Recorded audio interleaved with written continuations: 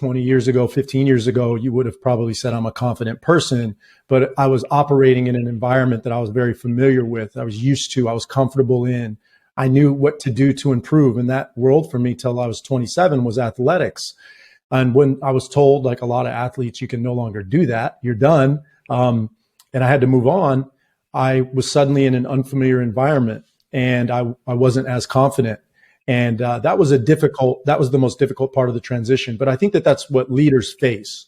You know, as a leader, oftentimes you're being promoted into a leadership role because you were successful in a different role. And then now you find yourself in this new environment. There's things that you're not familiar with, and you maybe call yourself and see yourself as a confident person, but there's things you're not great at. And it shakes you up a little bit. And so that transition is a challenging one for so many. You're listening to the First Class Life Show hosted by Lindsey Vertner, a holistic personal development show for high-achieving leaders who desire to maximize their impact while creating a life full of purpose, fulfillment, and happiness. So grab a drink, grab your notebook, and let's get started.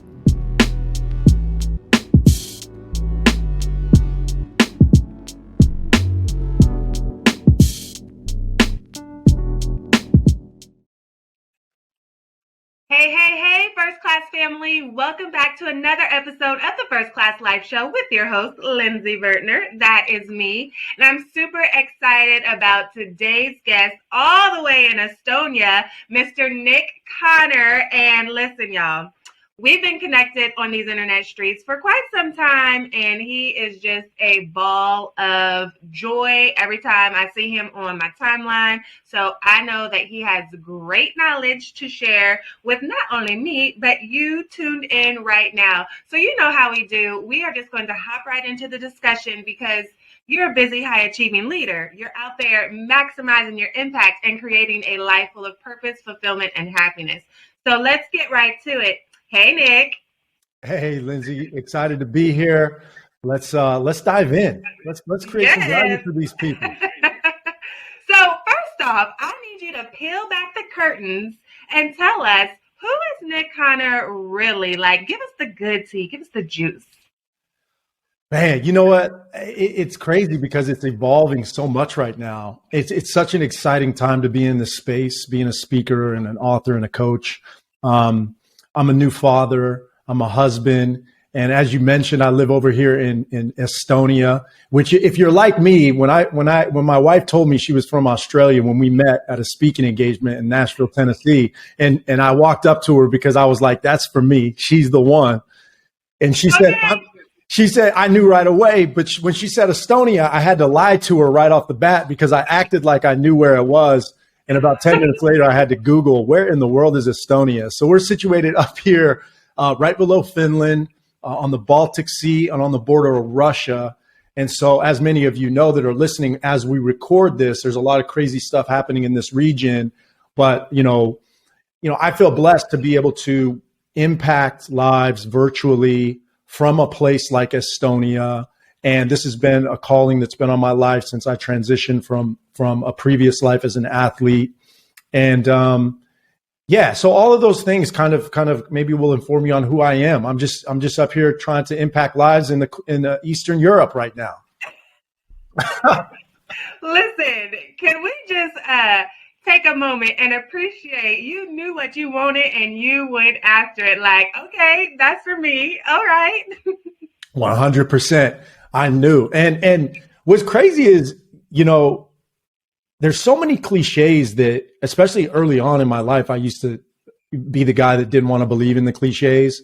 But now I'm dropping cliches left and right because so many of them are true, like when you know. And that was the case for me. And I know you're married and I know that you have, I think, 2 kids. Is that right? And they're a little bit, so I saw a dance recital for your daughter and I'm like, okay, she's doing her thing and dance.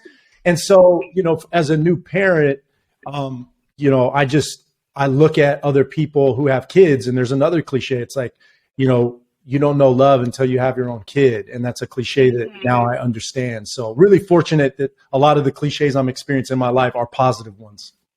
Oh, nice. And there's so many different avenues that we can talk about, especially when we're thinking about developing as leaders, because you mentioned transitioning from a college athlete into life, transitioning over to moving to Europe, transitioning as a new dad. So there's a lot of things that come with all of those life transitions. And sometimes as leaders, especially when we're really trying to make an impact, it can be hard to deal with transitions. So before we hop deeper into that discussion, I want to know, where did you get your confidence from? Because that's a key factor in, handling these transitions with grace. Yeah, yeah.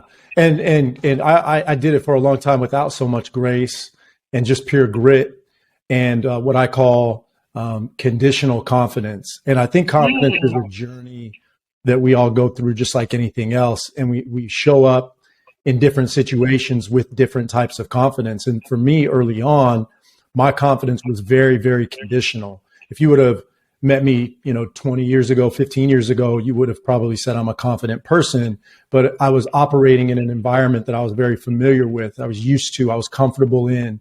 I knew what to do to improve. And that world for me till I was 27 was athletics. And when I was told, like a lot of athletes, you can no longer do that, you're done. And I had to move on. I was suddenly in an unfamiliar environment and I wasn't as confident. And that was the most difficult part of the transition. But I think that that's what leaders face.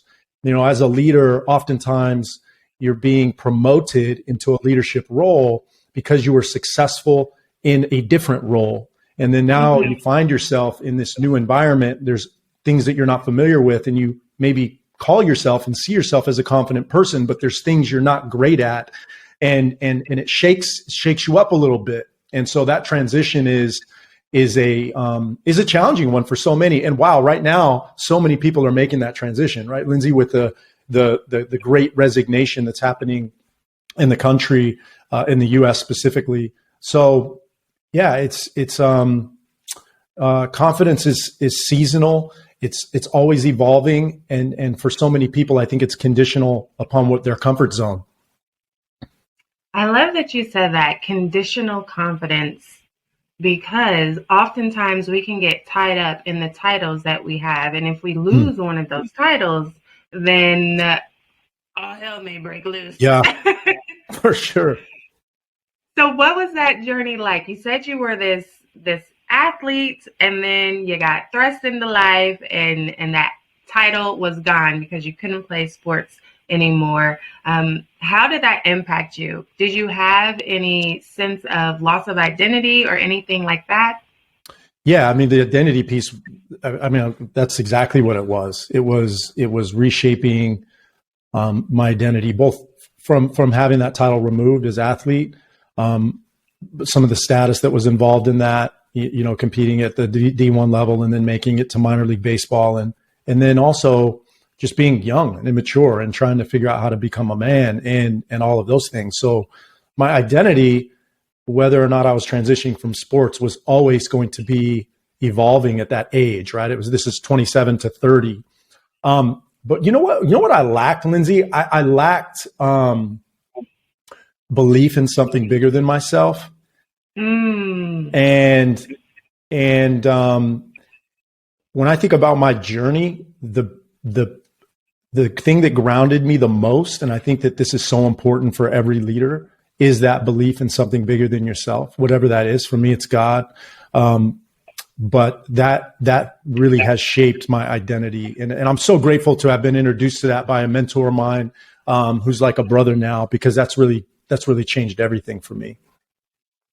I love that you mentioned that, because I am also spiritual. I believe in God as well. So anytime I'm going through obstacles, it's like, all right, he's got a plan. He's working it out. No doubt. Believing that, that there's a purpose and that God will work all things out for my good. Let's go. Romans 8:28, my favorite scripture. Hey! I knew what was going on here. Yes. The fact that you got it without me even saying the verse, look, it is a match made in heaven, okay? I love that. And the crazy thing is, like, even for anyone that may be listening that's not spiritual, don't tune out, okay? Because listen, they're all connected together, and there has been studies at Johns Hopkins University where they took mice and rats and they were testing their ability to live, their fight to live. And whenever you believe in something bigger than yourself, like, I won't get into the full details of the experiment, go look it up, guys. Yeah. But whenever you believe in something bigger than yourself and have hope that things will work out, you increase your risk for survival during life-threatening situations by 60%. And so that applies to all of life as well, not just life-threatening situations, but whenever we come to these moments where we feel like it's life-threatening, even though we're perfectly fine in the physical sense, right? Are you loving the First Class Life Show? Then join our private Patreon community. Not only will you help to support our ability to provide you with great content, but you can also get exclusive perks like bonus videos and resources, discounts, episode transcripts, and more. So what are you waiting for? Join today at patreon.com/First Class Life. Again, that's Patreon, patreon.com/First Class Life. It's so good. And I think that backing up our belief with what we need to believe deeper is so important. And that's why I love that you threw out statistics and research. What I've learned as a storyteller is that sometimes we alienate our audience, the people that we're looking to lead, because we don't have a depth of understanding of what we believe. And so I love that you brought that up. Because I think that when we do believe in something, it becomes a relationship, and the deeper we can get into that relationship, the more it's going to serve us through these adversities and through these trials that we might be going through. So, and the road is marked with many. The road is marked with many of those trials and adversities, as it sounds like your audience is well aware. That's a part of the reason why they listen to you, I'm sure. Yes. Because we are all about creating that first class life. So back to this transition with you being a college athlete, you mentioned, you found faith and that really helped you along the way. What are some other key tips that you can share with the first class family on if they are struggling with a loss of identity to help them start to find their path? So whether or not you believe in God or whatever it might be, I think that intentionally defining what you value is an important step to make, because it can drive so many of the decisions that we all have to make in life. Every decision, professionally, relationally, spiritually, physically. I mean, defining those values, step one. And then number two, really understanding like what actually needs to happen in order for me to experience these things, good and bad. Tony Robbins is kind of the guy that leads with this. This is a big part of his brand. I'm not somebody who's been to Tony Robbins events. I work with a lot of people that are a part of that community, and they say great things. But what I respect Tony about is that's what he's helped pretty much everybody in his community with, is helping them define their values, understand the rules that govern how we experience good and bad things in our life. Because here's the thing, if we let that roll around subconsciously, we end up making it really easy to experience the things we don't want to experience, and we make it really difficult to experience the things that we do. And I'm not trying to live like that. I'm trying to flip that script. You know what I mean? Okay. You and me both. Like, man, the life that we live now is a result of the thoughts that we had 5 years ago. And a lot of times, many of us are riding an autopilot, letting life happen to us instead of creating the life that we desire. So I love that you mentioned that. And I noticed that you said, good or bad, Yeah. defining that value, because sometimes it can be hard to find the purpose through our pain, Mm. but that is very important to do. I know I've been able to do that with the wreck that I experienced where I was brain dead and paralyzed. And look at me now, right? It led me to what I do to. You ain't heard in 2007. Yes. Wow.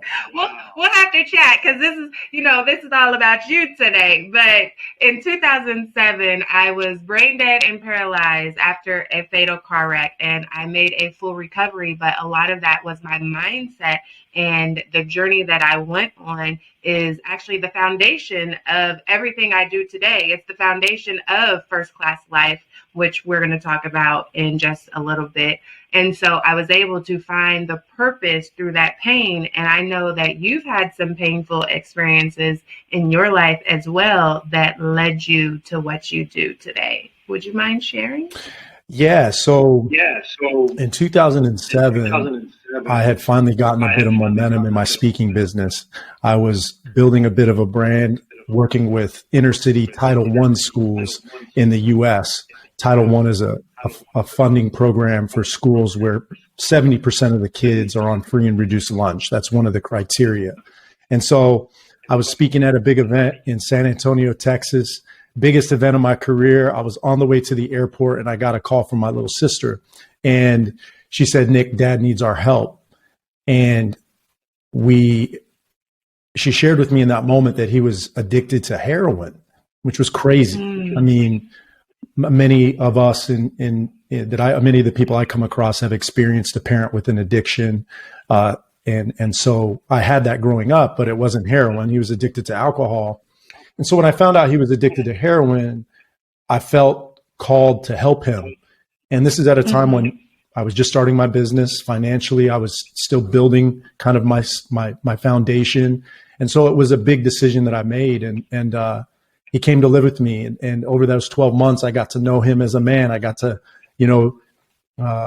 resolve some things that I think we all carry from the relationship with our parents. I mean, we lived, next to each other as grown men, two alphas trying to be father and son. But here we were, and I was kind of, the roles were reversed. I was trying to pour into my father spiritually. And I remember sitting up one night and I got a call shortly after he moved out with me from the violent crimes unit. The detective informed me that my father had taken his life. And in that moment, Lindsey, I felt peace. The same peace, though, that I felt when I got the call from my little sister. And that made me realize something that I think is so important about believing in something bigger than ourselves. How can you feel peace in a moment where you find out a parent, the person you love most in your life, is addicted to heroin? How can you feel the same peace when that person's taken their life? Well, that's the benefit, one of the many benefits of believing something bigger than yourself. Because had I not had that in my world, in my life, I wouldn't have had the benefit of getting to know my father for a year, resolving some things from my childhood with him. And so that's a part of the reason I felt peace as well. And so it's been about 7 years from that day, and still it's been one of the most positive things that's ever happened to me, because it's made me go deeper into what I believe, conviction in what I believe, which is a gift that we get when we are convicted about our beliefs. That is so good. First off, my condolences. Thank you. And the fact that you felt peace during that moment, that just really speaks volumes, because you did have an entire year back with your dad, whether, it might have started rocky, but the fact that you had that year sounds like it probably wouldn't have came had, the situation not occurred. And then you wouldn't have built that year-long relationship where you got to, deepen your bond and things like that. So really understanding that not all things are as they seem when they are presented to us initially. Sometimes we just have to trust and believe, like you said, that everything will work out for our good, and believing in something bigger.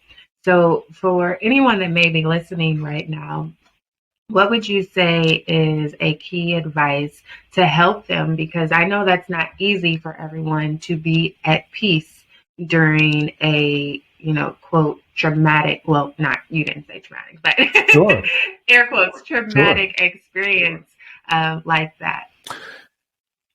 I believe that we are really internal spiritual beings having a, human experience. And so the joy and peace that I've created in my life and that I've seen from the people that I'm close to has always started from within, and understanding who you are, what you want, and then honoring that, cooperating with that. So many of us in seasons of our lives, we resist the things that we really want most. Now, I'm not talking about being, hedonist and irresponsible. You know what I mean?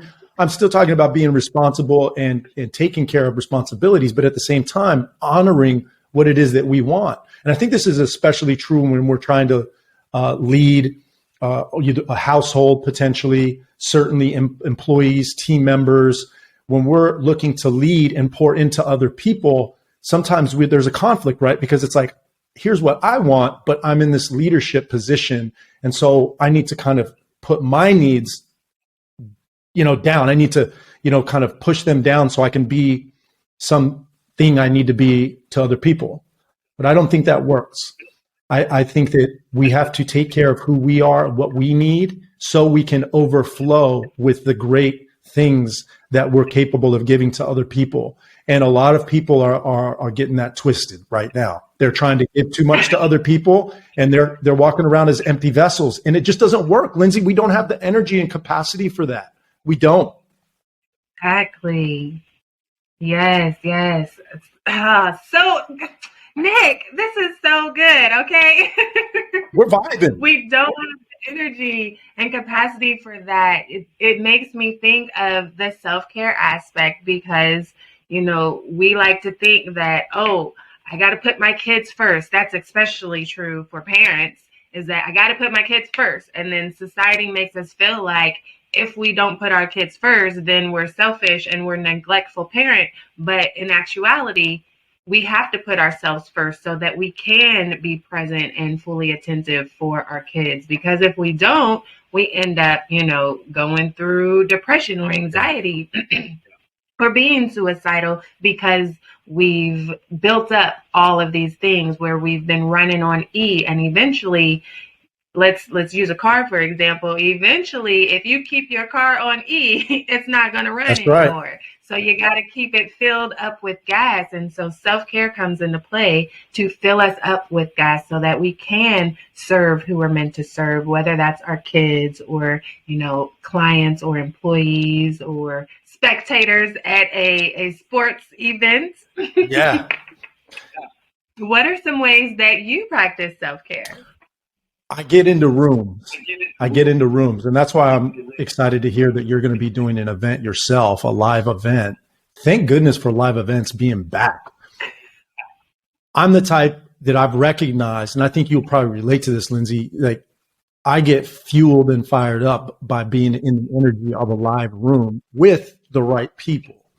And I find that, so often we rely on the internet and video conferencing, especially nowadays with everything that we've been kind of conditioned to do through COVID. And we forget that we're still alone. Like there's nobody else in here. So we're missing out on the energy of being live in a room. And so, I'm inspired by the fact that you're running a live event around this topic, I believe, of self-care. And I'm going to be now really putting the wheels in motion to run my own live events. I've really prided myself on going to other people's events, but I just see there's such a need for it. And so self-care for me is that. It's getting around the people that fire and fuel me up, and then protecting my energy from those people that make me feel drained and other feelings that I don't want to feel as much. It's like really protecting my capacity by doing less of those things. And it's not just people, right? It's, TV, news, too much information, too many podcasts, too much input, So these are the things that help me take care of of me so that I can be who I need to be, because I have a lot of responsibility. I have a lot of clients. I have, team members that are relying on me to produce so I can, pay them. I've got a family, I've got, extended family. So I've got a lot of responsibility. So I have to protect my energy, and I do that. I say no to a lot of things, and it's what a blessing that is, by the way. To be able to say no to some stuff, girl. Hey, when I was first starting off this business, and you'll know this for all of you listening that are building a business, sometimes you say yes to some things. You're inside, you're like, I probably shouldn't do this, but you do it anyway. And it's such a, I count that blessing every time I get to say, hey, I appreciate the opportunity, but it's not for me. That's a incredible feeling. I feel like that was low-key full circle as well, because you can say no to things that aren't aligned with your values, but first you have to know your values to know that it's not aligned with your values and going to cause conflict down the line. Look at that. I love that you mentioned protecting your energy as well, because unfortunately, so many people don't understand that there's always an energy exchange. Yeah. You're either giving and pouring, or you are taking and receiving, or, it's an equal exchange where, nobody is left higher or lower than the other, but it's all happening subconsciously. And so it's important to recognize the people, places, and situations that drain out our energy, because I can't talk because I'm so excited about this conversation. It's affecting how we show up. When we're drained, we can't show up and make the biggest impact that we are destined to make. So I know that, you mentioned self-care, getting in the rooms with the right people.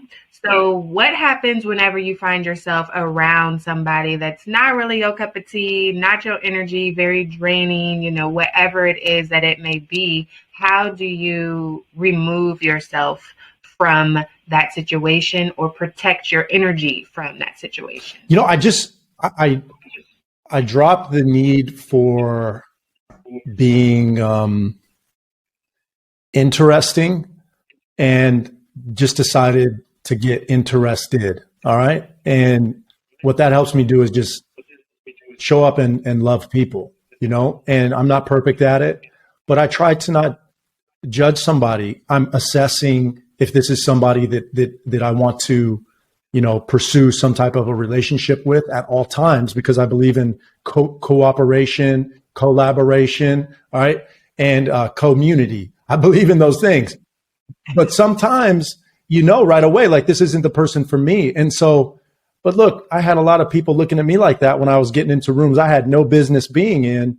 And I very seldom ever felt judged. I very seldom in those types of rooms felt I wasn't enough, right?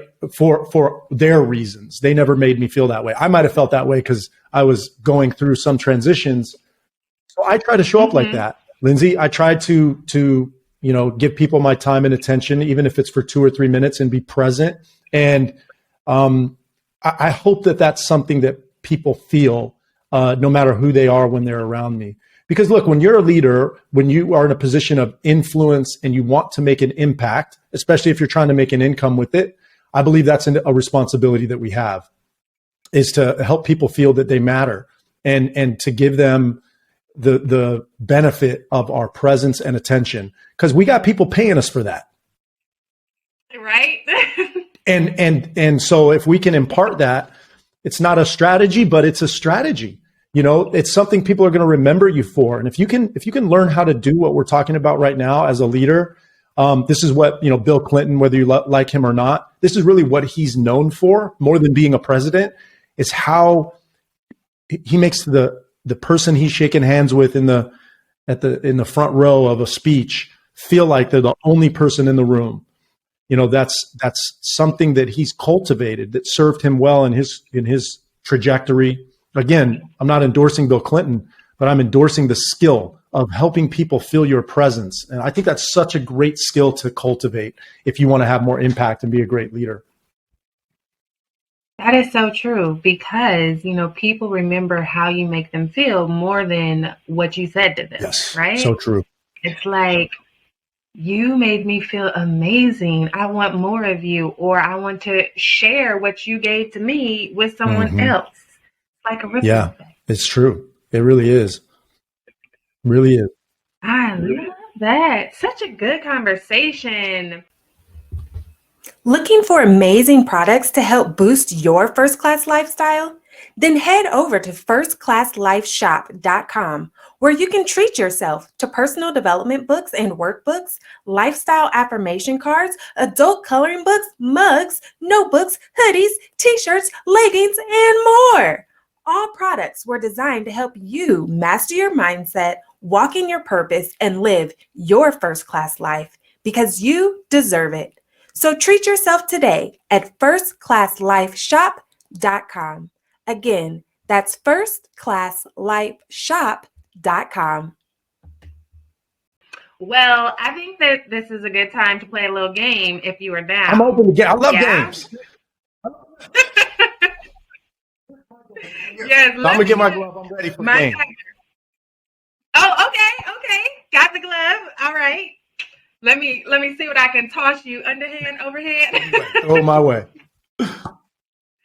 So this is what I like to call first class favorites, and it's really easy. I'm just gonna say what's your favorite blank, and you fill in the blank. Simple. But you got to do it in 10 seconds. Fast, rapid. Okay, got it. Yes. If you miss the buzzer, then the first class family, they either have to take a shot or do a push-up or something. That sounds good to me. Yes. So here, what do you want the first class family to do should you miss the buzzer by chance? Oh, dang. People might be driving when they're listening to this. I got to be careful. Oh man, what do you do? Okay, if I miss the buzzer, I like a push-up idea. Let's do some push-ups, but not one. Yeah, at least 10 push-ups. Oh, okay. Taking it. Yeah, let's go. We go big. 10 push-ups per missed buzzer, and if you're driving, just wait and do them. Yeah. Don't be doing push-ups while you're driving. So that's how that will work. So we'll start with something easy. What's your favorite color? Black. Go. Okay. Listen, I'm fond of black myself. Let's go. What's your favorite season of the year and why? Fall. It's just a mix of warm and a little bit of cold, and I can wear a light jacket, which is my style. Okay. Yes. And it's very pretty as well. What's your favorite drink? I'm a Scotch guy. You see a 21-year Belvini right back there that I got on a Scotch tour in Scotland. Scotch. That's my drink. Otherwise, it's water for me. Nice. Okay. I was about to say Irish Scotch, but I guess that would be Scottish Scotch. I don't know. Where is Scotch originated from? And even if you're in Scotland and you call it Scotch, they're like, no, it's whiskey. It's kind of like saying Canadian bacon. Let me get some Canadian bacon when you're in Canada. Like, no, it's just bacon. Yeah, that's what it is. So it's whiskey. It's all whiskey. That's all the same. So when you're in the area, you ask for some Scottish water or Irish water, or I don't know why I'm so stuck on it being from Scotland. Yeah, it's all good. It is, as long as it's 2 fingers in a glass. That's how you order it. Give me 2 fingers, and that'll make sure you have a real good time. Oh, okay. I'll have to remember that. What is your favorite song, artist, and title? Oh, One Mic, Nas, 100%. One of my favorite songs of all time. Hey, all I need is one mic. Yeah. Okay. What's your favorite book? Title and author? That's a tough one. It Takes What It Takes by Trevor Moward, who we just lost to cancer too soon, is a phenomenal book that's out recently. But my favorite book of all time is the Word, the Bible. Okay. That part. And I forgot to start the buzzer on that one, but yeah, I know you got the answer out in the 10 seconds. I got it in there. No push-ups. We're not doing any push-ups today. Look. Y'all are either getting punished or rewarded, depending on how you think of it, right? Perspective. What is your favorite place to travel specifically? Go. Dubai right now has been one of the most eye-opening places in the world for me. So Dubai right now is the top place that I've been. I have not You got been to get Dubai over there. yet. Closest I've been to Dubai is Egypt. Oh, cool. I haven't been there. My wife's been. You got to get to Dubai. Like, that's a great place for speakers as well right now. Like, they're hungry for leaders, influencers, and it's an incredible opportunity. We definitely got to chat about that. Okay. I'm down. I love traveling. I love speaking. So, okay. What is your favorite activity to do to relax? I go to a cigar lounge every Thursday by myself, and I sit, I smoke a cigar, and I just completely unplug, and that's my thing. And I trim my beard. It's like, for some weird reason, it relaxes me. I used to cut my own hair, but I don't. That takes too long now. So trimming my beard and smoking a cigar makes me relax. It works for me. It's all about knowing yourself. Yeah. Okay. You got to know those different activities that you do just for you, no matter how simple it may seem. You might be off in another world whenever you trim your beard and not even. That's exactly what it is. I think it's because you're so focused, because symmetry is so important to me in life. If things are not centered, I'm like, what are you doing? If things are not balanced. So the same thing with my face, which is imperfect. So I'm constantly trying to focus. So I just forget about everything else while I'm doing that. And so that's like meditation for me, which meditation for me has never worked. You made a great point. Sometimes we got to find out, well, not all, sometimes all the time, we need to try things, figure out what works for us. And that's what works for me. Yes. And I love that you go to the cigar lounge by yourself because, sometimes people have trouble sitting with themselves or sitting with their own thoughts. And, I truly believe it's because you're scared of what you're going to uncover once you do that and just trying to quiet down your mind. Mm-hmm. Yeah. Good stuff. Yeah. I like Listen, being by myself. I've kind of always liked that. I think you're right. People worry a little bit too much about what they're going to find out, but also a little bit too much worried about what people are going to think. Like, go eat by yourself, go to the movie by yourself. It's all good. It's all good. And you might learn something. Okay, that part, because that's what happens when you get to know yourself. You learn things you didn't know that you needed to know. Right. I love it. Listen, First Class family, make sure that you are a member of our private Patreon community because we have our First Class favorite things.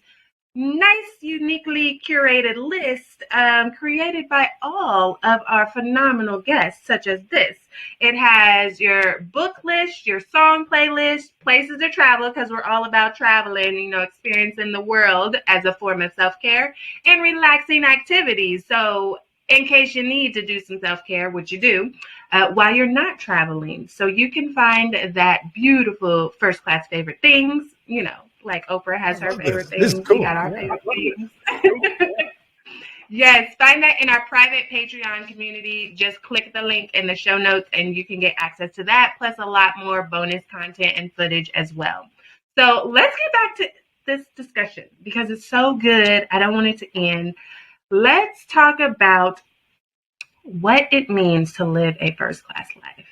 So if you're new to the show, then First Class Life is actually an acronym that stands for all of the different characteristics and traits that you want to embody into your lifestyle to create a life full of purpose, fulfillment, and happiness. Now, guess what? We're not going to go over all of those right now. If you want to know, then make sure you go watch the very first episode of the show, and I explain each of them in detail, or go to firstclasslifeshop.com where you can just buy the book and read it for yourself, okay? But meanwhile, we want to ask the lovely, lovely Mr. Nick, which factor of First Class Life do you feel that you resonate with the most? When I think about the acronym and I look at the different pieces of it, so many stand out because they're important. But what I love is that you've included being intentional, because there's so much information that's out there and everybody listening is learning from you. They're learning from other resources and sources. And it's the intention that allows us to take action on what we're learning. Because the thing about personal development, and the thing about other things we do to take care of ourselves is that unless we're employing it in our life, taking action on it through intention, it can become a bit tormenting. And so that's why I love that you put intention in there, because look, it's great that we got a vibe. We've had a great time. But my hope for your audience is that they've learned one thing, they've heard one thing that they can now take and go implement with intention into their life. Because collecting all of this information and good energy, it's going to go away. But implementing something that you've heard with intention, that's really where the change in your life is going to happen. So I love that you've added that into the acronym of so many great other things that you stand for. Yes. Make sure y'all implement with intention. And I like how you mentioned whenever we're not intentional, things around us can torment us and we not even realize it. Especially personal development. So especially personal development. The collecting information, sitting on it, knowing what you should do but not doing it, that's difficult. It's difficult to do that. We can't avoid the conscious, subconscious effect that happens when we learn. You know better, you do better. Like that's an actual law. Like that's real. Like, once you know, it's hard to unlearn that. And so, gotta implement. Yes, it won't always be easy, but it's always for the better. No doubt. Right? No doubt. Even if you fail, even if you quote fail at implementing, you are improving, and it's for the better, because now you know what not to do. Now you know what adjustments to make. Now you know that, maybe this wasn't for me. Like, I had a whole life set up around this idea, but now that I've actually started working in it, I'm like, negative. I need to go left instead of right. That happens a lot too. It happens a lot. Like I mentioned, Dubai earlier is one of my favorite places to visit. I was not trying to go to Dubai the first time we went during Christmas. I was like, I want snow. I want, all the things I'm used to during Christmas time. And I'm not trying to go to Dubai during Christmas. We went to Dubai during Christmas because my wife, insisted. And I had a ball. I had a ball. So, being open-minded on your path, being willing to be intentional, but not be so rigid that you can't take a little bit of a detour when it obviously makes sense. It's so important. And it's a skill. It's a skill to be able to do that. And everybody I've met that's living a great life, they have that skill. They have that skill. So it's so good that you mentioned that. Listen, I think you may have mentioned it first. Well, like, the conversation is just flowing, right? So you were like, I'm not doing it. I don't want to go to Dubai. I want snow. And granted that, depending on how you look at it, that could be a small moment of pivot, but you've had to navigate through these transitions often, the college athlete and professional athlete to, I don't want to say regular life, because all life is amazing, but, outside of the athletic realm of life, and then transitioning, moving to Europe, that whole thing right there. So you've really developed the power to acknowledge the pivot in a sense, whenever you think you're going one way and you end up going the other way. So what are some tips on how we can acknowledge our pivots whenever we have to take a detour? Being in tune and having the space, creating the space to do it, number one. And we've mentioned a lot of ways you can do that by, taking care of yourself, protecting your energy, prioritizing what you need so you can hear the prompting. And it sometimes shows up as a whisper. It's not always going to be loud, but it's usually persistent and consistent. No matter what you try to do to ignore it, it's always there. Those are the promptings. And so when you get the prompting, the way that you can actually take action on it is to let go of the need to have a lot of, like, I would call them worldly possessions. When I knew that I was going to propose to my wife, Lisa, I was living in Charlotte, North Carolina. I'd worked really hard to have some things, fill an apartment, get myself into an apartment in a particular place in the city. I created an environment for myself that I really wanted and didn't have for so long.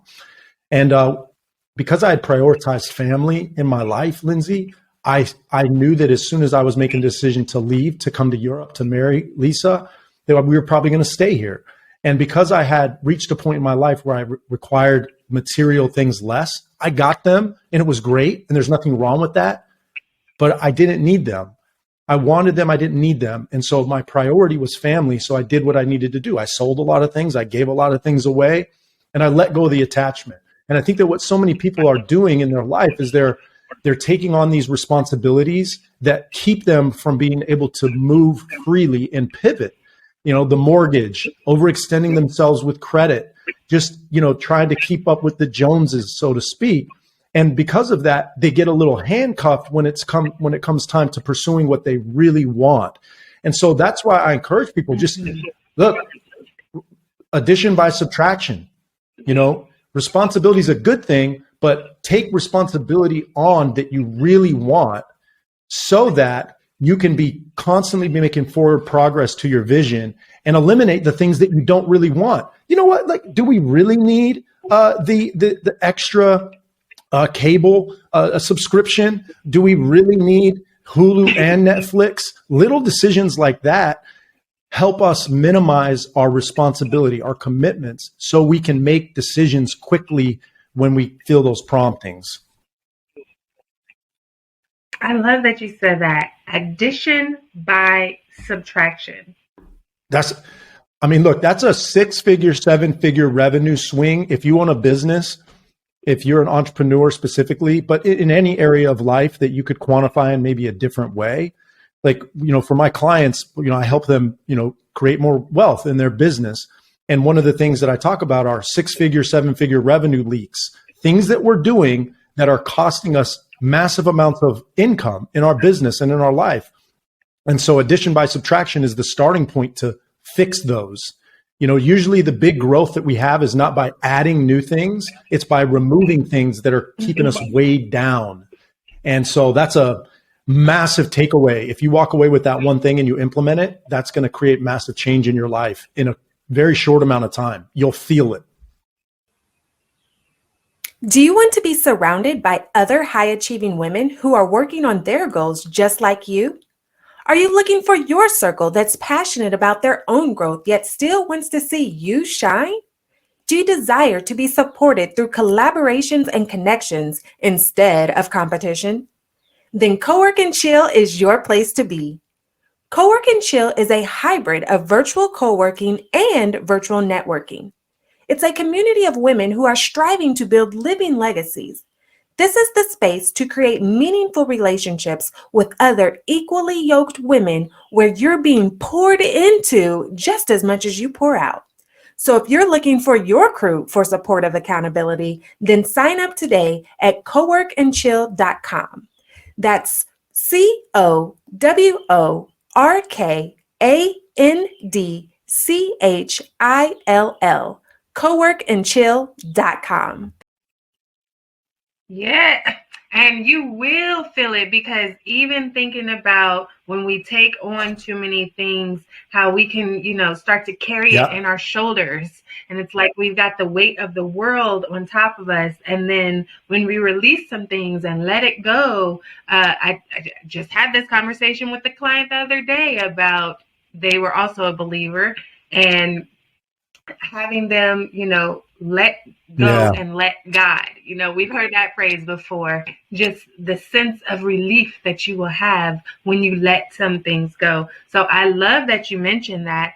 And, you know, you mentioned you help people, you know, build that 6-7-figure business. Okay. So I know that you're a coach, author, speaker. So tell us a little bit more about how you impact the world as a leader yourself. Well, you know, I'm fortunate to be able to have access to the same tools that all of you have. The internet, cameras, microphones, these platforms that put us in front of people, incredible people that take the time, energy, and effort to put together a podcast, which is no small task. You know, we all have access to these opportunities to share a message. But the problem that I saw happening is there's a lot of incredible people, Lindsey, that want to do what you and I do. They want to make an impact. They want to serve. They want to lead, but they don't feel confident enough to speak up about what they want most. They don't feel ready. They feel underprepared, underqualified. And I felt really called to help solve that problem in the world. And so for the last 4 years, my business has really been to partner and align with impact-driven entrepreneurs to help them confidently speak about what they offer on any platform.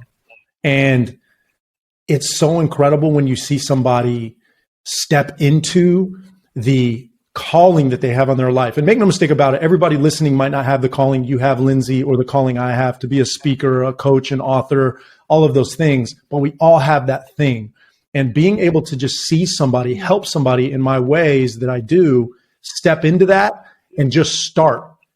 That is the most rewarding thing, because that's where it all starts, right? It's just that first step. And there's always a first step, isn't there? The next step. And so I love what I do. It's not work to me. I can't believe I get paid to do this. I cannot believe it's shocking to me. Like I just told my wife earlier today, I was just telling her a call I had with a client, and I was like, she gets overwhelmed by my excitement sometimes. She hears it all the time. I'm like, I'm just so excited by the stuff happening, that I'm able to do every day. So it's a lot of fun. That's so nice. Whenever you love what you do, it really isn't work. And, I know exactly what you mean about helping people to find that it factor that is for them, and just watching them bloom and blossom. It really is one of the greatest things in the world. And, no matter who you are, no matter what you do, we all have a purpose. We all have that we all have that thing.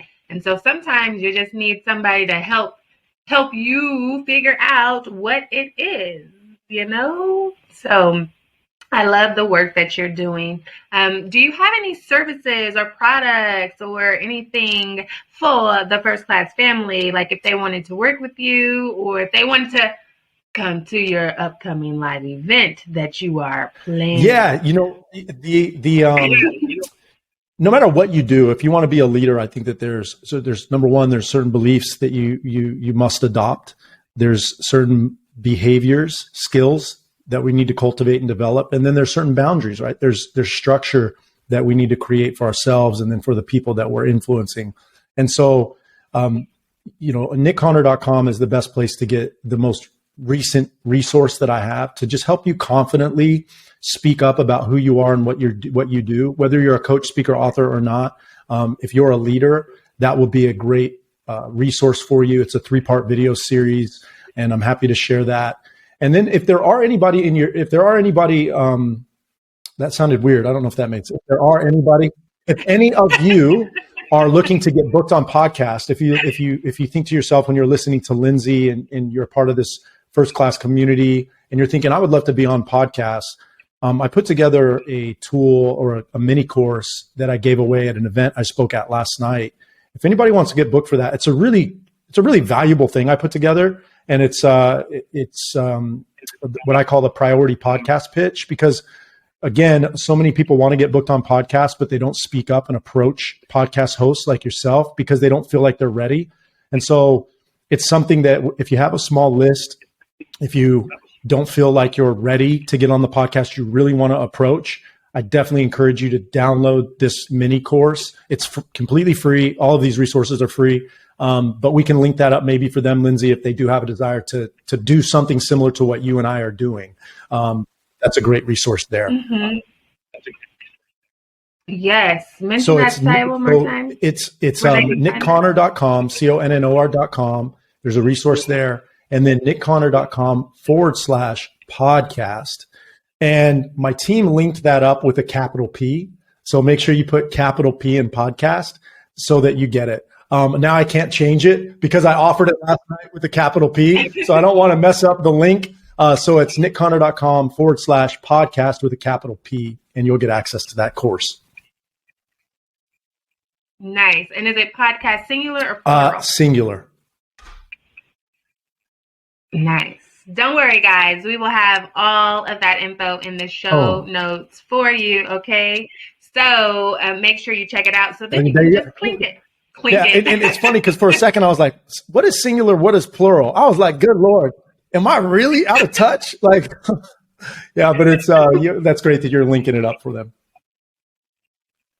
Mm-hmm. Clink the link. Okay, that's my new phrase. Clink the link. All right. So we got nickconnor.com. Are there any other ways that they can find you on these internet streets? On Instagram at Nick Connor, and that's pretty much where I'm most active on social media.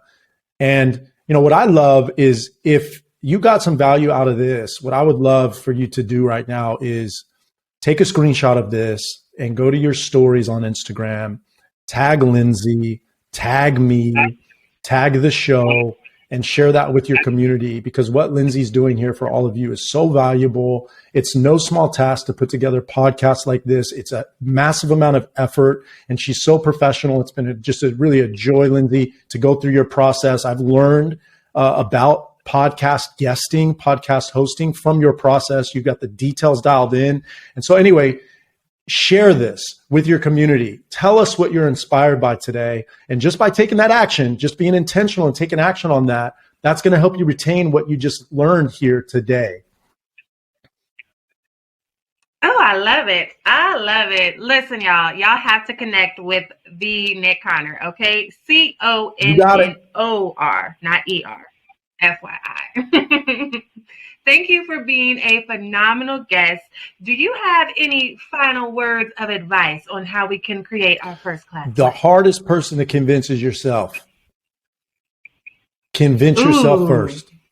Convince yourself first. And, if you can lead with the heart, get out of your head a little bit, you're going to be in good shape.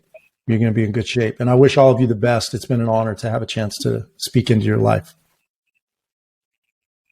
I love it. I love it. Well, guys, I know that you could be doing anything in the world right now, but you are tuned in with us, Nick Connor and myself, Lindsey Vertner, here on the First Class Life Show. And we appreciate you. We do not take it lightly, okay? So we are grateful. Thank you for tuning in. Make sure that you keep going out there and maximizing your impact as the phenomenal leader you are and creating your first class life full of purpose, fulfillment, and happiness. See you next time. Bye. Unfortunately, all good things must come to an end. But please be sure to subscribe to the First Class Life Show. And don't forget to rate, leave a review, and join our private community so that we can continue to provide you with great personal development conversations to help you maximize your impact while creating a life full of purpose, fulfillment, and happiness. You deserve it.